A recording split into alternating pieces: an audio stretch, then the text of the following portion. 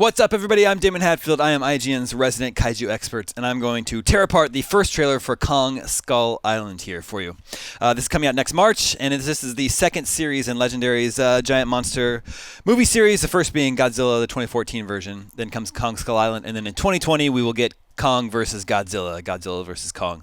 These are our two main leads in this movie. Female lead is Brie Larson. She's a war photographer that's on this expedition to explore this mysterious island in uncharted waters. And Tom Hiddleston here is Captain James Conrad. He's the leader of the explorers. If we jump back at the very beginning of the trailer here, I can introduce you to the rest of the cast here. This is Sam Jackson, of course. He's the colonel hired to chopper the explorers to the island that you actually see in the very beginning here as the helicopters are leaving the aircraft carrier.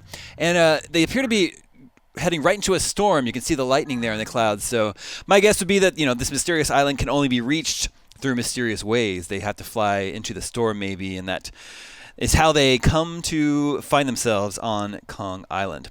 Now, this other most very, very important character here is John Goodman's character, which we're introduced to right about here.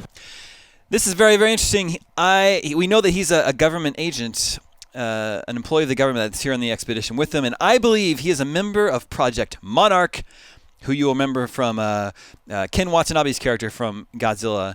He was a member of the government organization Project Monarch, a secret agency that knows about these giant monsters out there and is tracking them ever since the 50s. In that movie, we saw archival footage of them trying to nuke Godzilla in 1954. And we know this movie takes place in the 70s, so for decades, this government agency, Project Monarch, has known about these monsters, and John Goodman is here on the expedition with them. I'm sure he's expecting to find something here that he's not letting on to everyone else. And Sam Jackson's character is on to him, and he says, you're going to tell me everything I don't know, or I'm going to blow your head off. John Goodman looking very formidable right there.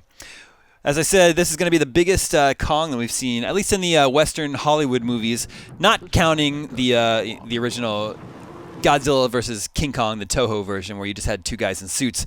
And the monsters in that movie were basically eye level with each other. But as far as the Western Hollywood King Kongs, this will be the biggest we've ever seen. As you can see, if this really is Kong's handprint there, that starts to give you sense of that.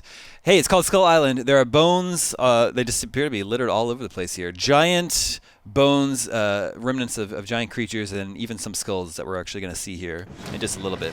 John Goodman says, Ancient species. He knows all about it. These giant monsters roam the earth long before we did, and apparently some of them still remain today in the world of the movie. Now, traditionally, King Kong on the island has sort of a symbiotic relationship with the natives, and here we see a bunch of the natives in this little this hut or cabin. Can't really tell exactly what that is. They appear to be a little bit dangerous as well, as that's what we've come to expect from King Kong. And John Goodman says, "I've spent 30 years trying to prove the truth." 30 years trying to prove the truth. He knows that these monsters are out there. This is one of our stars here. The actor here, I don't know what his character is, but the actor is Corey Hawkins from Straight Outta Compton. He was Dr. Dre. The actress is Tian Jing, a Chinese actress who was seen in the most recent Police Story with Jackie Chan.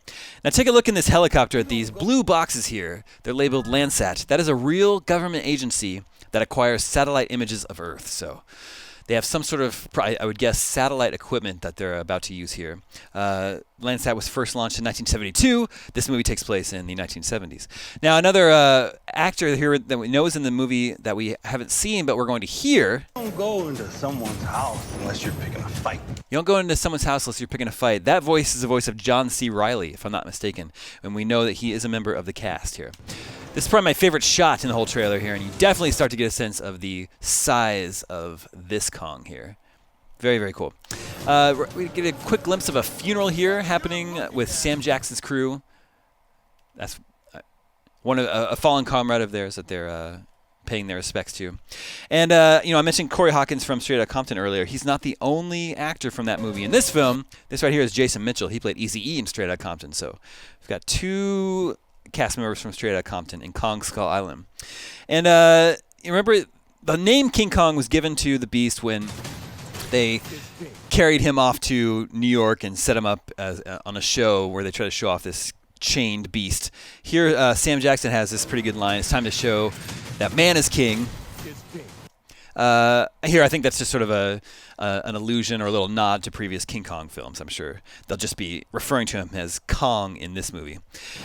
Once again, the skulls are in very prominently shown off here. You know, traditionally on this island with King Kong, there were still dinosaurs living here alongside Kong, and here we've got the skull of a large triceratops that's now being used as a machine gun nest. And just a couple more glimpses here. I like this glimpse of Kong against the sunset. Right there, that's a pretty nice little shot. And then we get to see his hand here swiping the helicopter out of the sky. Now you see his face here. We do see his face. It's it's shadowed. It's hard to pick out the details here.